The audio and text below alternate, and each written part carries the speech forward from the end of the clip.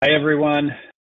Thanks for joining us for today's webinar. I'm Hannum from ReposiTrak. Today, we're going to cover the topic of measuring for change, practical steps for strengthening your food safety culture. And I have two distinguished guests with me today to speak on this matter, experts on this matter, and I'll introduce them in just a minute. But before I do, I wanted to go over just a couple of quick housekeeping details. Number one, this webinar is being recorded, so everybody who registered for the webinar will get a copy of the webinar. The second thing is that we will have the opportunity, hopefully, to address some of your questions at the end, time permitting. You can submit your questions in the question panel. So during the course of the webinar, if you have some questions for our guests, feel free to submit your questions. We'll get to as many of them as we can, again, time permitting. We also will have two audience polls during the course of the webinar, and I would encourage you all to please respond to those polls. I think we have quite a good-sized group here on the webinar today, and it'll be very interesting to get some insights into the audience's experiences on this topic of strengthening your food safety culture. And finally, after the webinar, you will be receiving a survey from ReposiTrak just asking how the webinar was for you and giving you an opportunity to let us know if you'd like to have a follow-up with ReposiTrak to discuss things like food traceability or food safety programs, and also with the Acheson Group. And with that, I will actually introduce our speakers for today. Ben Miller from the Acheson Group is the Vice President of Scientific and Regulatory Affairs. For those of you who aren't familiar with the Acheson Group, they are a world-renowned consultancy in the area of food safety and public health. Ben is an epidemiologist and a foodborne outbreak investigation specialist. He led the state of Minnesota's human and animal food regulatory programs, has served on the FDA's IFT Task Order 6 pilot projects for improving product traceability along the food supply system, and he did his PhD thesis on the use of critical tracking events and key data elements to improve the traceability of food throughout the supply chain to reduce the burden of foodborne illness. So any of you who are currently in the midst of starting up your food traceability programs under FSMA 204, you might want to speak to Ben, and I'll talk to you in a minute about how you can do that through a special program arranged by ReposiTrak. Our other guest, I'm very pleased to have a good friend, Chris Gindorff, who's the Group Vice President of Compliance and Food Protection for Hy-Vee. Chris leads the compliance and food protection efforts for almost 500 Hy-Vee locations across 8 states. Is the Vice Chair of Minnesota's Food Safety and Defense Task Force, has served as the Chair of Food Marketing Institute's Food Protection Committee, and he also collaborated on the FDA's IFT Task Order 6 pilot projects for improving product traceability along the food supply system. So Ben and Chris both have some experience of having worked together in their careers. I'm very pleased to obviously have Ben on here as an expert and a consultant on the subject of food safety culture. And I'm really pleased to have Chris as to represent the viewpoint of the practitioners. Interestingly, Chris works for a retailer today and worked for a retailer before, but both of those retailers are also run commissaries, and so they are involved in food manufacturing. So Chris's experience extends beyond just retail stores, actually into food manufacturing as well. So there could not be two better people to have on a webinar. If I had to pick two, they would be the two that I would pick. So pleased to have you both gentlemen here today. Ben and Chris, welcome. Okay, let's dive in. What is food safety culture, right? Begin at the beginning. What is food safety culture? So here are a couple of definitions from literature, really the most commonly cited, and you can see here under Griffith that the aggregation and prevailing relatively consistent learned shared attitudes, values, and beliefs contributing to the hygiene behaviors used within a particular food handling environment, right? And then also from a GFSI white paper from 2018, in contrast to the rule of law, culture draws its power from the unspoken and intuitive, from simple observation and from beliefs as fundamental as this is the right thing to do and we never do this. Rules state facts. Culture lives through the human experience. So that sounds pretty deep. So there must be some work to be done, obviously, to achieve food safety culture under those definitions. And we're going to dig into what that looks like in a practical sense and hopefully equip you with some tools that you can use in your own operations as you develop a stronger food safety culture. I'm sure it's a goal of everybody that's on the call today. So climate versus culture, these seem, as a non-expert in this matters, these seem similar to me, or maybe even a little confusing. So Ben, maybe you can speak to, first off, what's the difference between a food safety culture or a climate of food safety in an organization? Yeah, thanks, Derek. It's a good question, and it's good to be with you and Chris and the audience today, and looking forward to the conversation.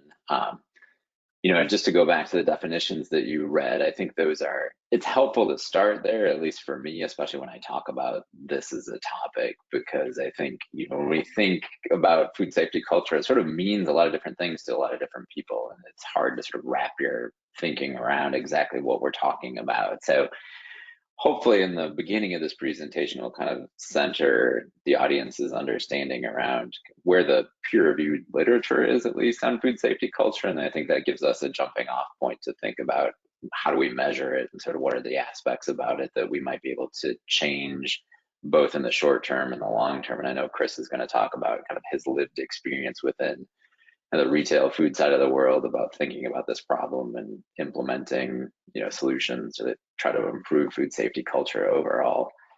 So if we look at that diagram that you had up that kind of compares culture and climate, I think this is helpful. I think this comes from a 2015 paper called Food Safety Culture Conceptual Model. And often when we think about like conducting surveys, and we're going to talk about ways that we assess food safety culture in a few slides, but a common tool that we use is like a survey. That usually gives us a good snapshot of what the climate is within a particular facility or company or work group, however you're defining the group that you're surveying. That sort of gives us insights into culture, but culture really, I think, as I think about it, and as the literature thinks about it, is broader than that. So it includes things like your food safety management systems. And what are those? Well, those are your food safety plans. They're your GMPs, they're your HACCP plans, they're your compliance with the retail food code if you're on the retail side of the world. It's those systems that you've developed to really manage food safety risks. So that's part of the culture, as is company characteristics, as is outputs or outcomes that we're looking at in particular food safety measures. So oftentimes we look at, in a food processing environment, how well are we controlling pathogens in the food processing environment? Could those be making their way into food? So that's one example of an output that you look at as a measure of culture, because at the end of the day, right, we're trying to make safer food. And so we have to get some sense of, are the things that we're doing kind of on the cultural side having an impact on the food safety side of the equation?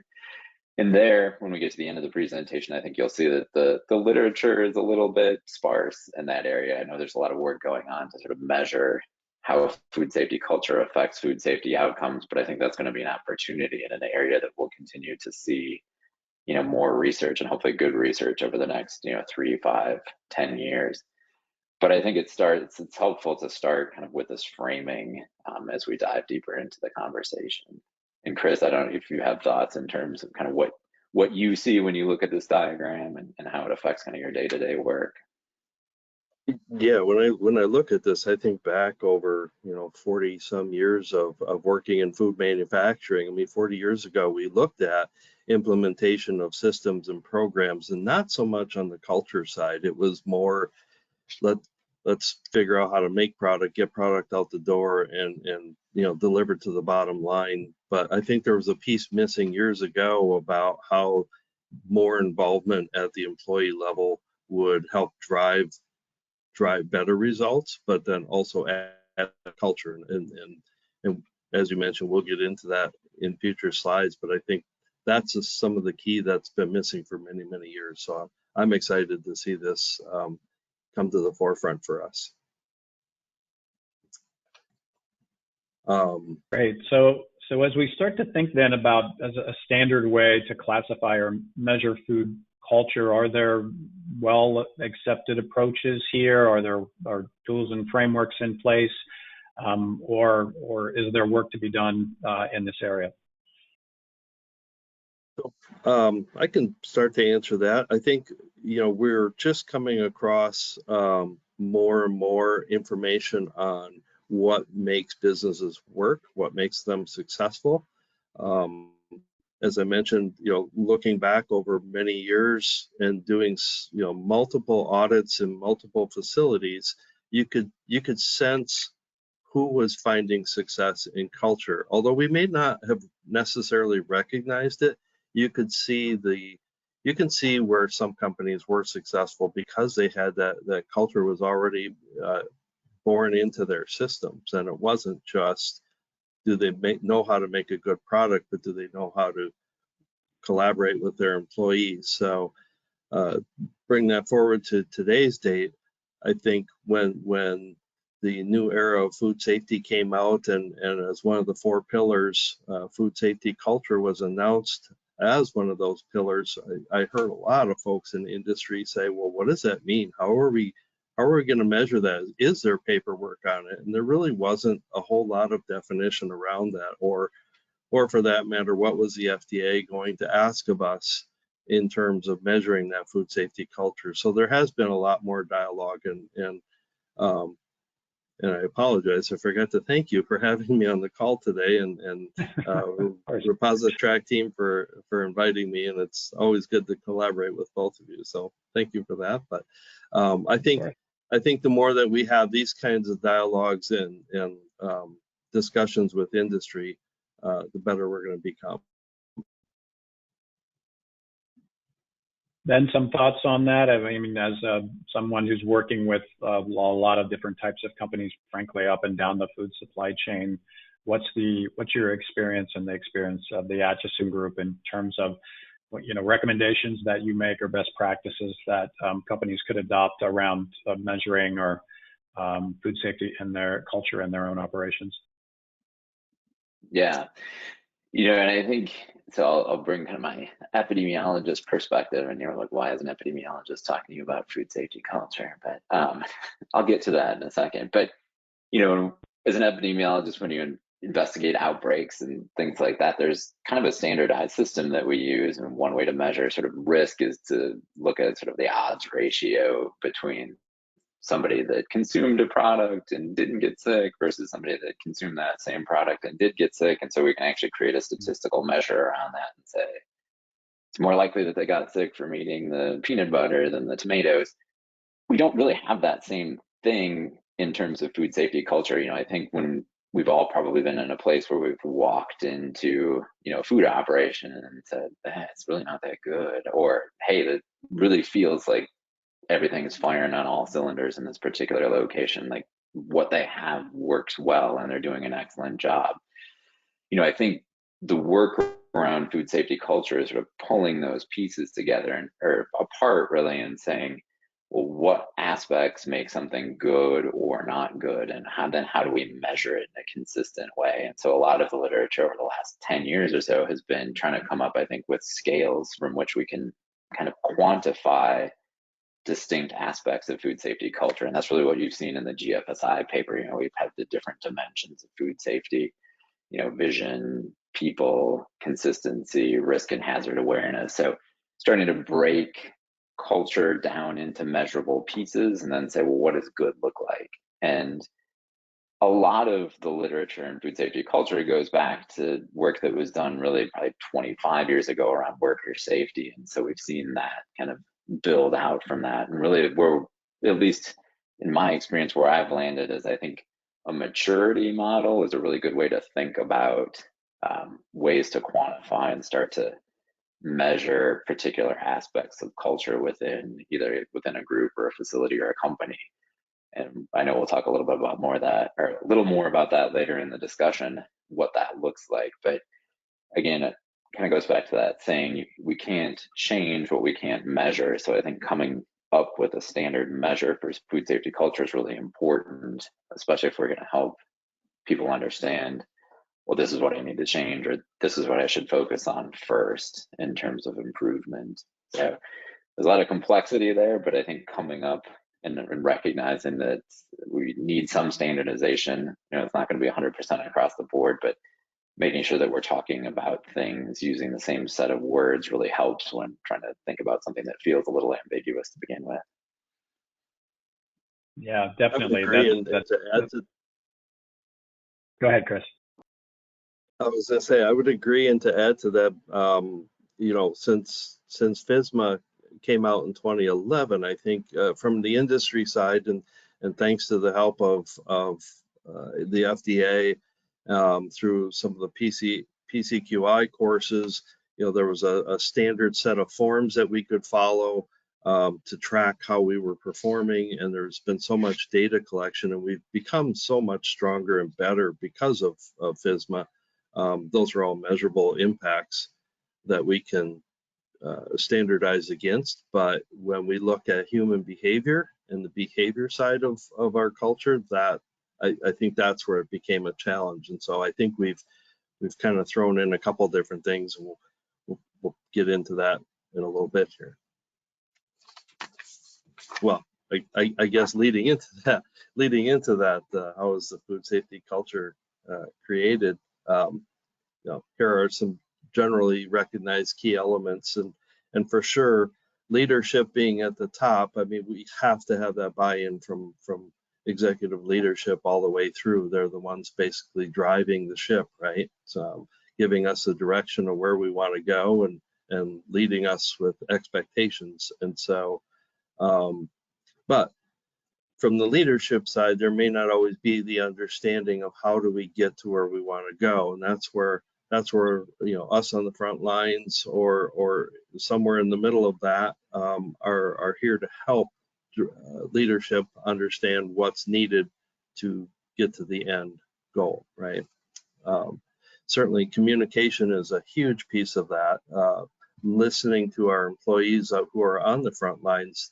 The employees are the ones that touch this every single day. So we need to listen, and not only listen, but listen to understand where their hardships are coming from and what their needs are, so that we get their buy-in as well. The commitment to safety is certainly a company-wide goal, and that does roll back up into the leadership and communication piece to be able to establish, what is our commitment.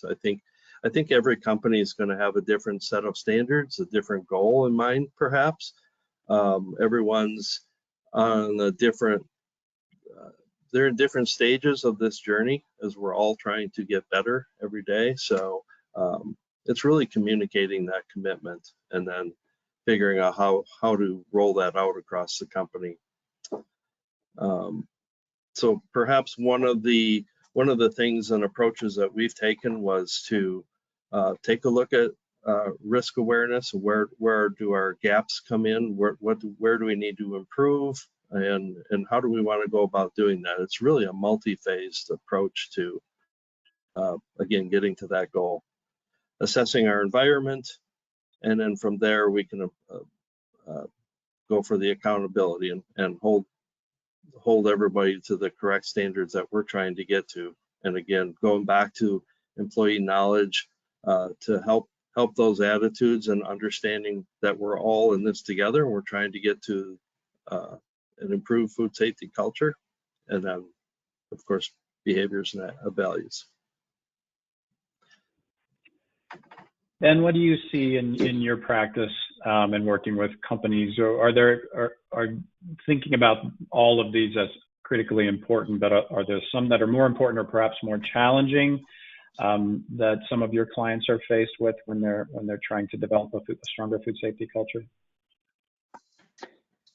Yeah, I think some of the key pieces, and I'll answer with a bit of an anecdote to begin with, and that's, when I look at this list, a lot of what stands out to me is really developing a quality management system. So if anybody's gone through that process within their organization, they understand that a lot of the elements that we're talking about here are the same elements that you need to think about and create a good, well-functioning quality management system. And so that's one of the things that really interests me about this work. When I was in charge of the regulatory programs for the state of Minnesota, I had 70 inspectors out in the field doing a bunch of inspection work, and a lot of the things that we talk about in terms of food safety culture were things that I tried to build into that program as well, as sort of how do we make sure that we're, essentially have the best trained people out there doing regulatory work and doing good sort of documentation of evidence should we need to move something forward, but also educate at the same time. And you can see a lot of that in these elements. But I think the first and most important is actually the first on this list. So when we're working with companies, we like to have conversations and interviews with C-suite leadership and really look at the mission and vision statements that's out there, for that company, and say, is food safety clearly reflected in the priorities of the organization? Because it makes a difference in terms of being able to point to that statement that's painted on the wall or that shows up on somebody's laptop screen or whatever. Is that something that they see on a day-to-day basis, a clear commitment to quality and food safety? And sometimes it's there kind of clearly spelled out, and sometimes you have to read between the lines a little bit. And I find that there's a pretty clear correlation between reading between the lines and the level of sort of leadership commitment versus where it's there called out. It's a key priority for an organization. That really does cascade through a lot of these other pieces. And you see that commitment both in terms of, words on a page, but also support in terms of material support as well. I think we look at this list, one of the biggest things when we talk about building culture is also consistency, and that shows up in terms of commitment. The probably one of the toughest things about COVID over the last 3 years for the food industry was just the amount of turnover that it created. It's hard to build culture when you have a lot of turnover and inconsistency in your workforce. And so I think we're seeing a lot of effort on trying to rebuild kind of that culture as well. And it's really important, I think, for companies to think about, who are my champions within a particular space, that person that's been there for 20 or 30 years that really understands what good looks like. How do I leverage the experience of that person to make sure that we can kind of rebuild culture within a particular facility or company if we've really experienced a lot of high turnover, which was certainly common in the food industry and other industry segments as well. So when we think about creating culture, it's a very intentional act, and that really again kind of starts at the top with leadership and then cascades down, like we're seeing in terms of these key elements. Yeah, that's great. As I look at this list as a non-expert in the area, certainly compared to the two of you, but I see a lot of similarity in here, and just in corporate change management programs and just corporate culture in general, right? All of these things are pretty much in common with those types of things too. I mean, you said it best than you said it's more than words on paper. I would say it's more than, a poster on the meeting room wall that talks about your commitment to any aspect of culture, whether it's quality or how you treat employees or how you treat your customers, or in this case, a food safety culture. And it's more about the behavior modeling, right? And then the consistency of the systems. I thought that was a great point that you made about COVID. Frankly, I hadn't thought much about, which was just the turnover in the workforce makes it hard to sustain any type of culture, but certainly the culture of food safety. So it puts even more emphasis, right, on all of the other aspects that can help to reinforce, communicate, drive the attitudes, and drive the behaviors of the individuals. So really good conversation. So I appreciate that.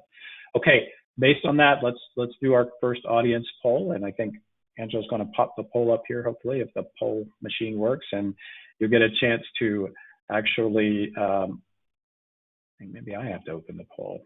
So, no, Angela, are you able to? Yeah, it is up, and we are getting some responses. Okay. Yep. Oh, great. Okay, terrific. Yeah, I can't see it, but as long as everybody else can, that's great. Yeah, we'll give it about 10 more seconds here. Thank you. Great.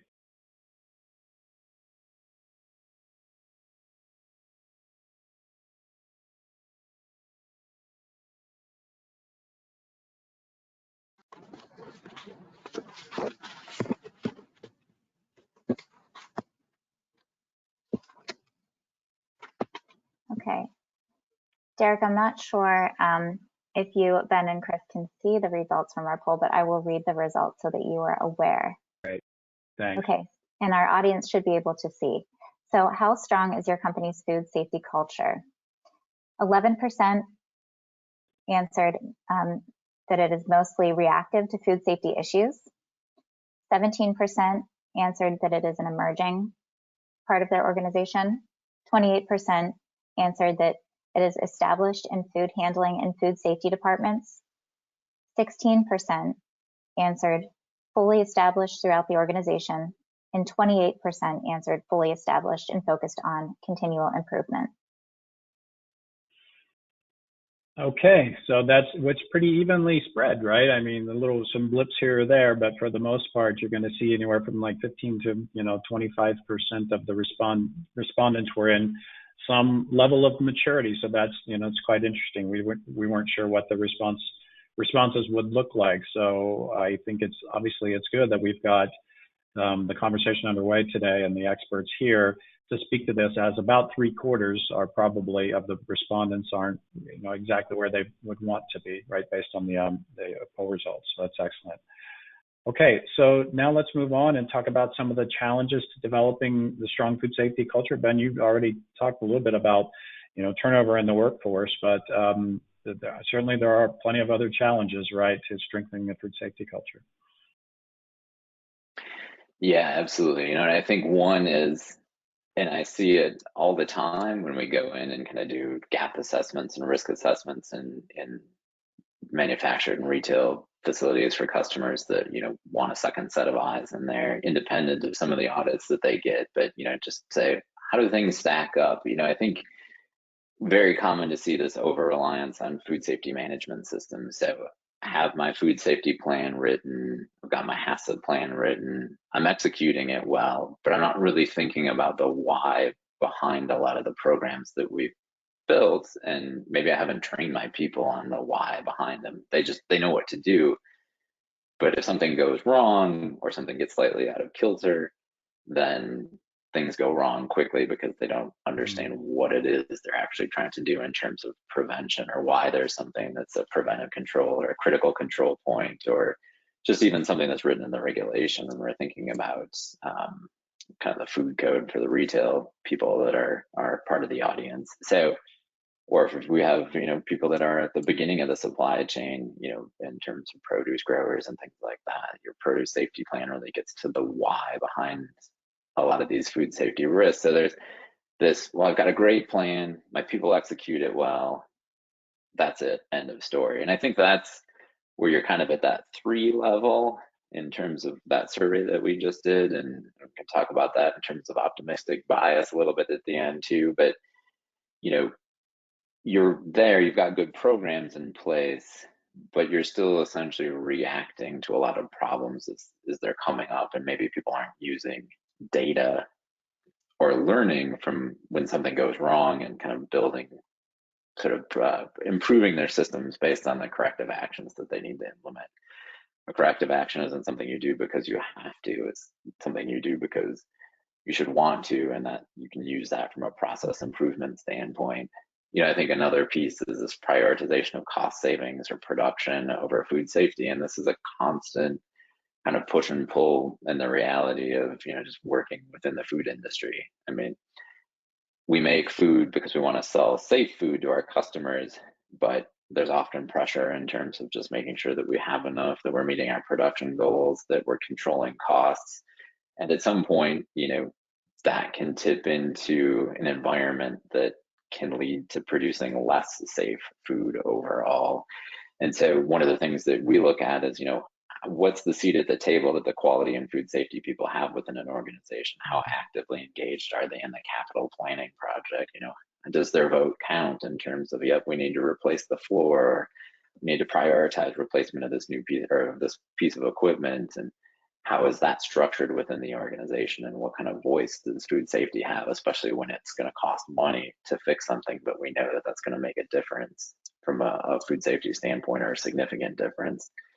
Another thing is organizational size. Small companies may have just limited resources that they can put towards food safety, or buying that better piece of equipment or fixing that floor, whereas larger companies may have the resources, but there's a complexity there across different cultures, different countries, different time zones. They've got 50 or 60 different locations. And that's something we haven't talked about yet, but I think is an important point that we don't want to miss, is that when we look back at the literature, a lot of this is really focused on North America and Europe. And so we know there's cultural differences in the way that people respond to surveys in different parts of the world, just inherently different cultures. And so we've developed tools that I think measure the Western mindset fairly well. I think we need to develop better tools that look at, different cultures from around the world, be that Latin America or Africa or Middle East or Asia. There's less research that's been done in those spaces that talk about what's a good way to survey and measure food safety culture within those populations. So I know, that's an area of focus for research, but it's something that I think we have to today be considerate of, especially when we're thinking about using survey tools to try to quantify and measure food safety overall. We did talk about staff turnover. That's, to me, if there's one largest significant risk today to food safety culture, it's turnover within the food industry. And that's because in some facilities that we go into, there may be 100% turnover or more than 100% turnover on an annual rate from the production staff. Wow. You can't create culture with that level of turnover. You're just trying to bring people in to do that work. And so, when we work with clients in that space, it's like, how do you stabilize kind of that turnover within the workforce? What are strategies that you can do or bring to really slow that down? And then who are your champions, again, that can help train and really define what culture should look like from a food safety standpoint? I mean, not just food safety, but production. You've got a lot of knowledge and a few key workers. How do you disseminate that once you can kind of slow down that turnover overall? And the last one is kind of optimistic bias. So I know about 28% kind of self-rated at level 5. I think in my experience or in our experience, it's more of a bell curve when we think about maturity. And this was, kind of a quick informal poll, but about 10% at level 1, really kind of most at around level 3, level 4, and then maybe about 10% or less at level 5. I would say in terms of the maturity models that we use to really look at and assess food safety culture overall, I probably haven't seen a facility or a company that I would put at a level 5, across the board yet. Someday I'm sure somebody will get there, but when we sort of look at what continuous improvement means, I think you have to have a high bar to consider that you're truly a level 5. If you're thinking about sort of all elements and aspects of where you could be relative to developing the strongest food safety culture that you could have.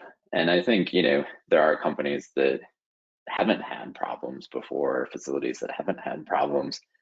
That doesn't necessarily mean that you're doing everything correctly. That might just mean that you're lucky. And so it's kind of trying to take a step back and be self-reflective in terms of, do I have the right programs in place, and am I using the data that I'm collecting to really drive improvements in my programs overall? But Chris, I'm sure you've got some thoughts in terms of, your experiences as well, in terms of what are some of those challenges that you see in developing or changing culture? Yes, absolutely. And I would agree. I think staff turnover is probably one of the largest challenges I think most of us in the industry are facing today for one reason or another. And it's really diving deep into finding out why.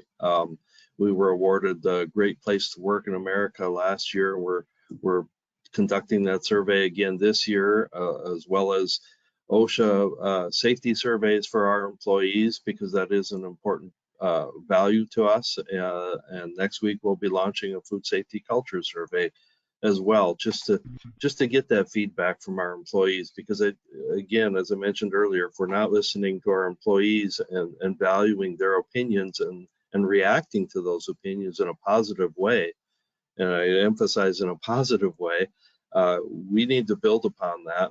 And I believe that will eliminate much of the staff turnover.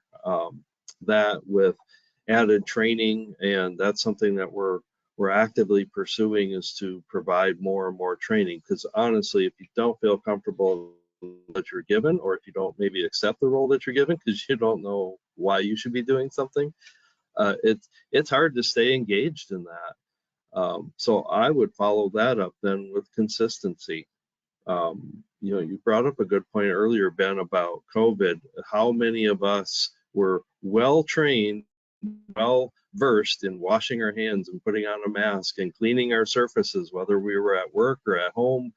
I know in Minnesota, in the year leading up to COVID, there were thousands of people admitted to hospitals due to influenza. And then the year after COVID was in full effect and people started washing hands and following all the behaviors that we were trying to get them to implement for years, the admittance rate went to 31, from thousands to 31. So that alone should dictate, and here's a collected data piece that should be shared then with others to say, here's our proof that a good, well followed behavior will translate to a different culture and a better culture. Now I'm curious to go forward next year and see what those numbers are, because we've all gone back to our ways and maybe don't wash our hands as much. But again, that's that piece that we need to stay after to keep that established culture and food safety culture. So yeah, certainly staff turnover has been huge. The bias piece with many companies that say, yeah, we haven't had a recall, we haven't killed somebody, we don't have a lot of lawsuits, so we're fine. Well, I think we just need to be honest with ourselves and really look at, where are our opportunities, and not be that confident that we're there yet. And honestly, are we ever really there? That we need to have the mentality and reinforce that both up and down the chain to continually improve. And if we can do good today, can we do better tomorrow? And have somebody within the organization to drive that. Sorry, I'm kind of getting into problem solving versus the challenges, but they all tie together, right? We could have great documentation, as I mentioned earlier, but again, if we don't know why we're recording that, or if we have incidents and we aren't doing the why on root cause problem solving, that's again going to contribute to some of these other issues, staff turnover. And I should have mentioned as well, with organization size or optimistic bias, it really it doesn't make sense when we say, well, we just don't have the time, or maybe we don't have the money to drive some of this. And so that's our challenge, is more so time. Well, we don't have time not to, because ultimately it will result in added incidents of food safety occurrences or litigation from foodborne illness. And so they're really, that is a poor excuse, in my opinion, that we don't have time, because it just takes someone a couple minutes to teach hand washing or to help them adopt this culture. So and again, some of this was more problem solving, but it kind of leads us into promoting a better and stronger food safety culture.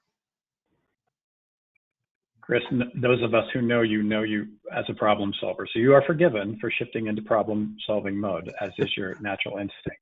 So no problem. I did want to make one comment. I think it's all of the FSQA professionals on the webinar today could probably relate to the leadership on the last slide, the importance of leadership, and perhaps how many times they've heard we've never had a problem before when they're trying to institute a new program or an initiative or some change, right, in an operation to promote a better food safety environment and food safety culture. I can tell you that I hear it a lot, unfortunately, when we're talking to companies about something like supplier compliance and risk management. And when people say that to me, we've never had a problem before, I say, statistically, do you think that makes you less likely to have a problem tomorrow or more likely to have a problem tomorrow?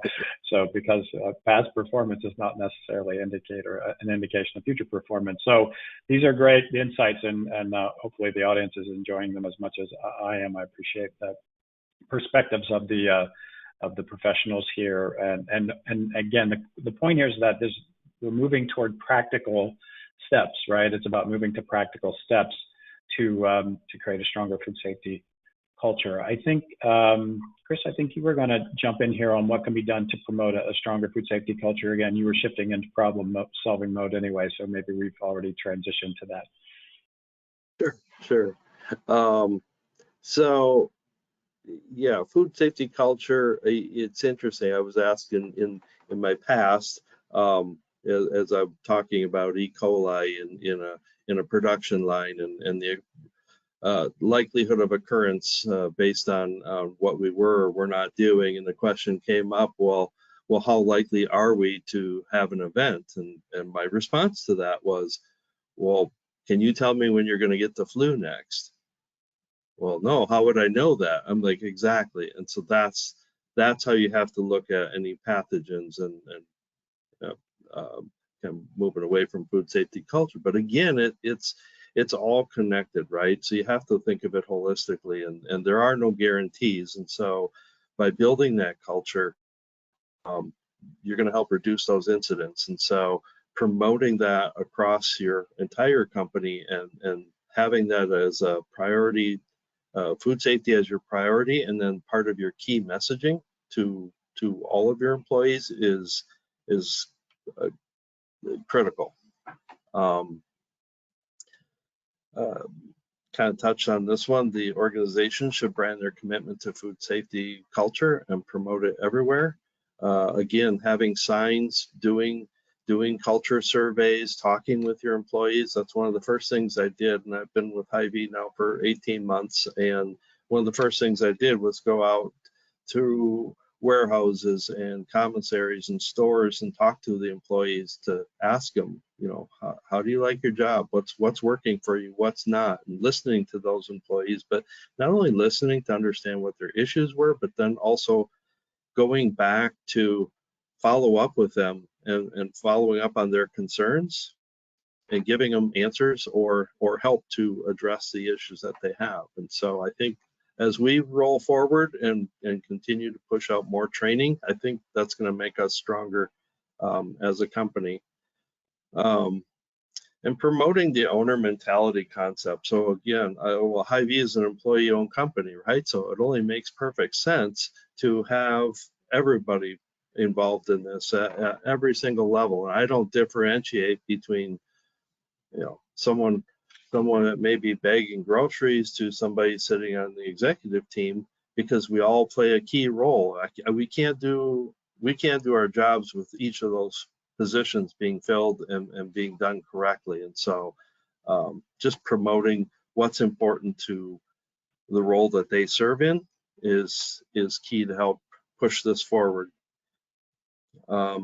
And speaking the language of the employee, I think, is key as well. It doesn't have to be high in the sky, 50,000 foot level dissertation on pathogens, but for the employee that's maybe not washing their hands, or maybe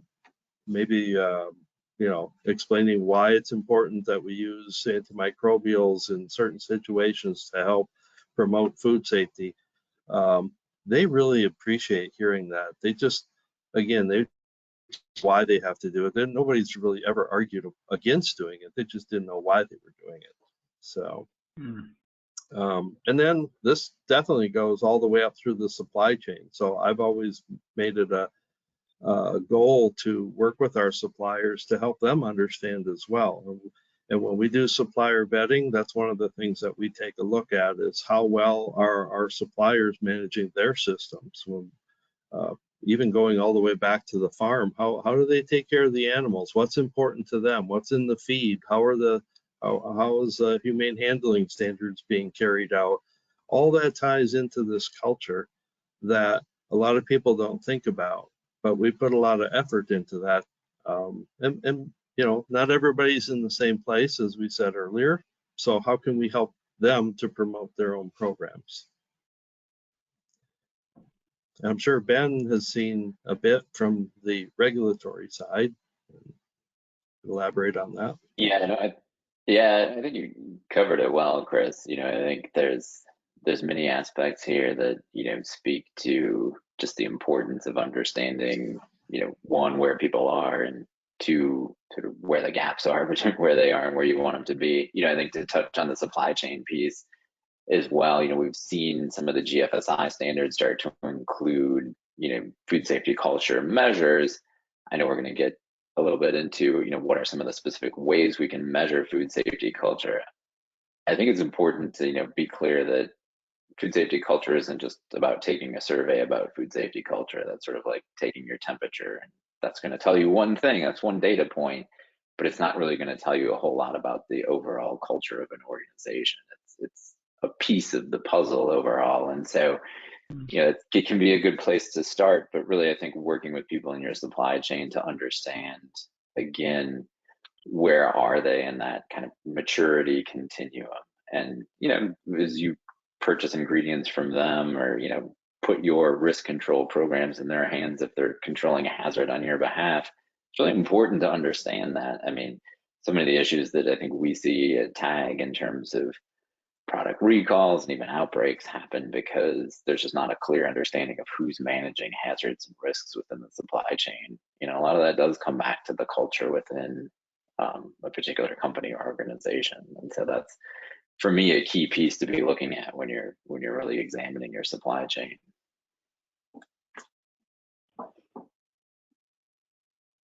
Great. So I think Ben, you're going to speak to this, but I think at the same time we're going to pop the second and last poll for the audience to respond as well. So how is food safety culture assessed? We talked about surveys. There are some other tools that can be used. Ben, can you speak to various tools? Yeah, so I think you've got a poll here where you can choose one or couple options, or all of them, or none of them. So, I think we talked about surveys. That tends to be, I think, where most people start in terms of measuring food safety culture, and it's not a bad way to start. But it a little bit for me goes back to when we were talking about the difference between culture and climate. A survey will generally, I think, give you a good sense of what the climate is because it's a snapshot in time. How you can use a survey to start measuring culture is to start surveying people at multiple points over a time frame. So that's once every 6 months or once a year, and sort of start to look at what are the changes in responses within a particular category. That can start to be useful. It's also useful to be able to compare and quantify results between different groups. So if that's upper management, middle management, and frontline workers, or if that's between facilities or groups within a facility, there's different ways to kind of break that data apart to try to make it more useful. But again, survey is a good snapshot in time where you start to see more values when you start to measure that repeatedly using more or less the same survey instrument. Third-party audits is something that's also done. We talked about GFSI, and that they're starting to include that as part of their standards. You can also have entities come in and do a more comprehensive food safety culture audit, that's not necessarily part of a standardized scheme, but where you're trying to interview people, do direct observation, have focus group conversations. So a lot of these other elements kind of could fall under that third-party audit, or it could be done by you and internally at the company. So what data might you look at to create some key performance indicators that are a reflection of food safety culture? So what's my product complaint rate? If I'm looking at foreign material management, what's the amount of foreign material complaints that I'm getting?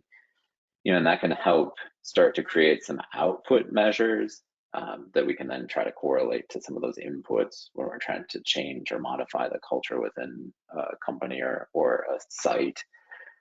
And then there's direct observation of employee behavior. And that's certainly tells us how things are actually happening or playing out in reality on the floor within the facility or at the retail food location.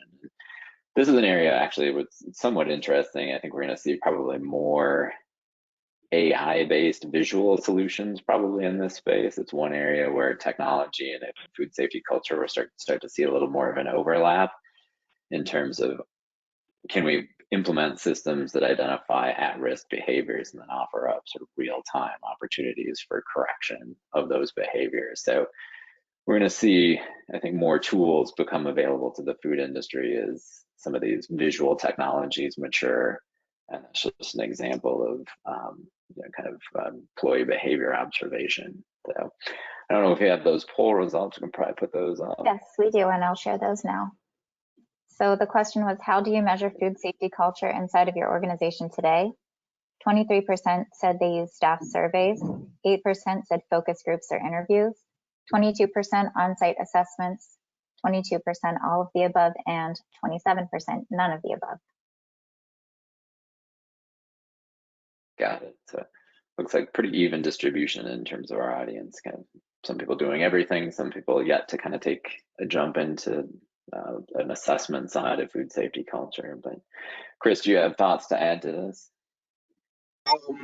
No, just to build on the observations of employee behavior. So, I mean, I'm sure there's many on the call today that could recall walking into a restaurant or a store, a grocery store, or any food establishment, and getting a good visual for, I don't know if I want to eat here. It's looking a little rough, and employees are looking at me, and it's just, again, it's a piece of that culture that's kind of easy to pick up on, and having done multiple supplier audits, when you walk in, I skip the paperwork right away and go right to the production floor, because that's where you see the culture in action. That's where you get that employee behavior, and just stand and watch employees, and you definitely feel the difference between the employees that will greet you and say, "Oh, let me show you what I do here," and that are engaged in that, versus others that look the other way and don't want you to look at them,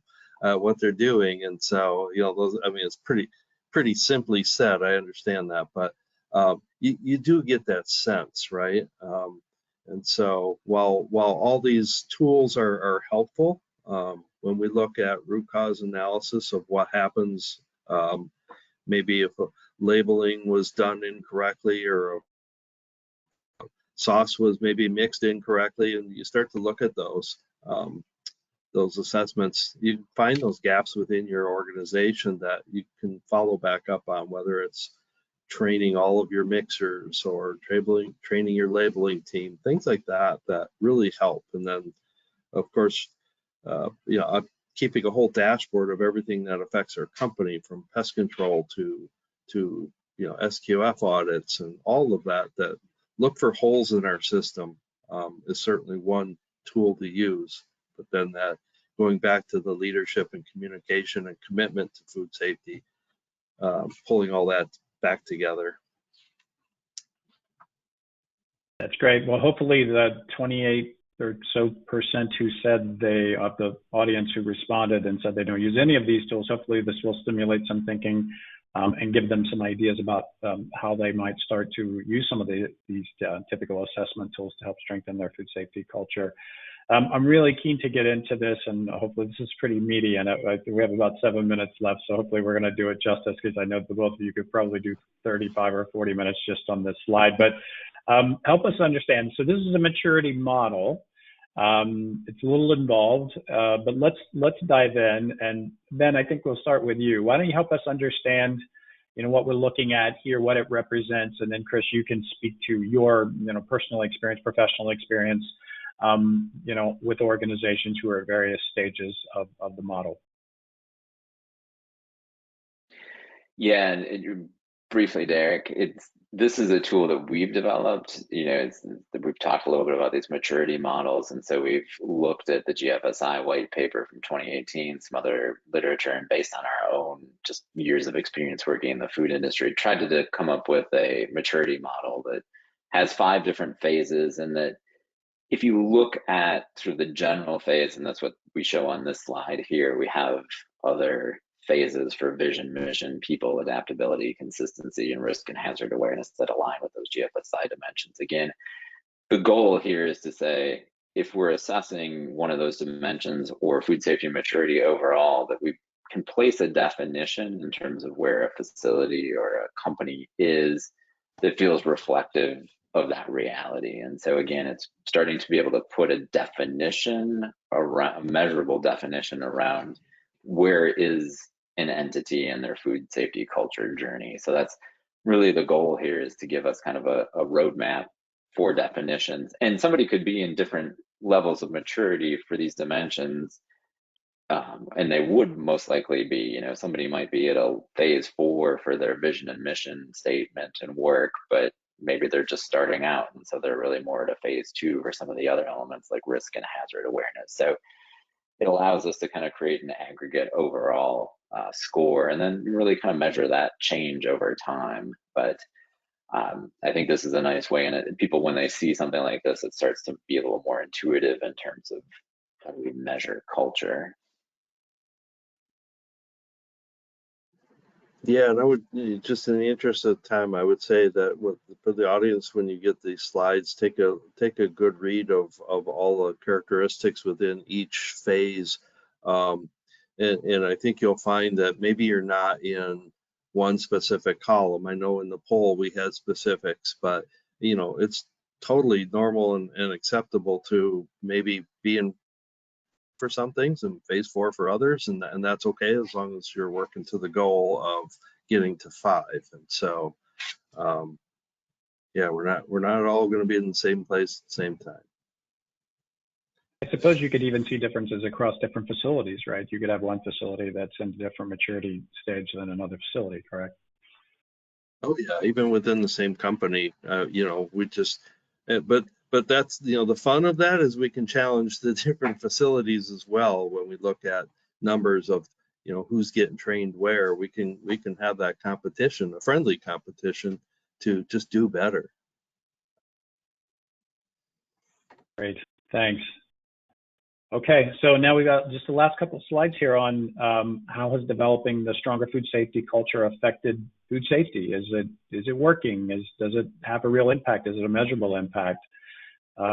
Maybe we can go into that a little bit. I think then maybe we'll start with you, and then Chris can offer his perspectives as well. Yeah, you know, for all the rage that food safety culture is, and I think it's a very important topic actually, because again, for me, it goes back to just this idea of developing kind of a robust quality management system. We call it food safety culture, but it's really thinking about how do we do the work, and how do we make sure that people that are doing the work have the right tools.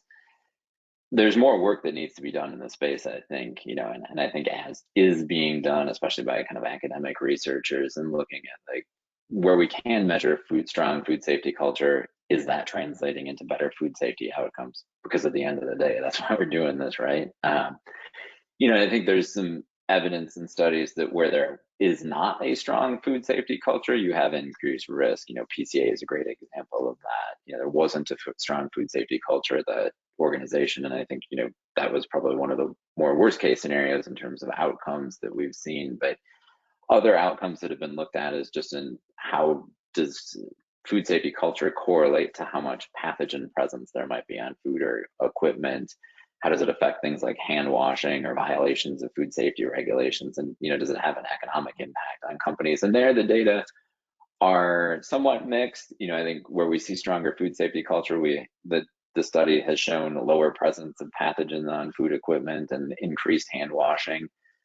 Maybe not a strong correlation between violations and food safety regulations in the particular study that I'm talking about here. But so we do need more research, though. Obviously 10 papers isn't that much, and really we're talking about 10 papers that look across a sort of broad swath of outcomes. So watch this space, you know, and I think that's going to also help inform us, like, that certain aspects of food safety culture matter more than others. We've talked about turnover, we've talked about training. You know, I think those are key areas to focus on. Resources are another one. But Chris, I'll turn it over to you. I think there's another slide that talks about outcomes here, and just kind of give you a chance to reflect. Yeah, I think again, to just keep driving on this and communicating up and down the chain has been a huge, created a huge impact for us, and it does show up in the bottom line. Less incidents, just it's dollars to the bottom line, which is what, you know, every company is striving to get to. But it also reflects itself in a happier workforce, a well-trained workforce, that you won't see the turnover. We are seeing some benefits of that initiative, and along with better testing results, better scores, all around. It's you can see the change starting to improve. And so I would say, you know, not to get frustrated and give up early, just keep driving driving that message, communicating with employees, you will see that turnaround. Some places are going to take a little bit longer than others, but I think when people understand why things are the way they are and how we can impact that every day, will definitely make your culture stronger. Great. Well, look, when you get two smart people together on an interesting topic, you sometimes run out of time for questions, and that's what's happened today. But here's what we'll do. If you submitted questions, we will have our experts answer those questions, and we will send that in an email out to everybody who attended the webinar, along with your recording or following up after your recording. But we'll make sure your questions get answered so we don't neglect your questions, and apologize that we ran out of time. But hopefully you found the content great, and we certainly appreciate everybody sticking around here till the end. I will just mention briefly again on the survey that goes out, if you have an opportunity on there to say if you'd like to speak to ReposiTrak, talk a little bit more about things like supplier compliance management, and importantly, the FSMA traceability rules that are now impacting the industry. We're doing a lot of work. We're working with Hy-Vee and Chris on their traceability program. We're doing some work with the Acheson Group, and Ben and his team would be willing to help you assess the impact of FSMA 204 actually on your operation at a detailed level. An initial assessment, only $500. We've negotiated special ReposiTrak discount with the Acheson Group, but you get world-class consultancy at a bargain price to help you understand the impact of FSMA 204 traceability on your operation. So if you do want to inquire about that, you can answer on the survey that you'd like to talk with either ReposiTrak or the Acheson Group, or both of us, and we'll be happy to follow up with you. Thank you, everybody, for sticking around. Sorry we went a little bit long. We hope you enjoyed the webinar today, and we will look forward to seeing you soon on another webinar. Ben, thank you. Chris, thank you. We appreciate you taking part in the webinar today. Really appreciate all your involvement. Thank you. Thank you, Derek. Thanks, Chris. All right. Take care, everybody. Thanks again. Bye-bye.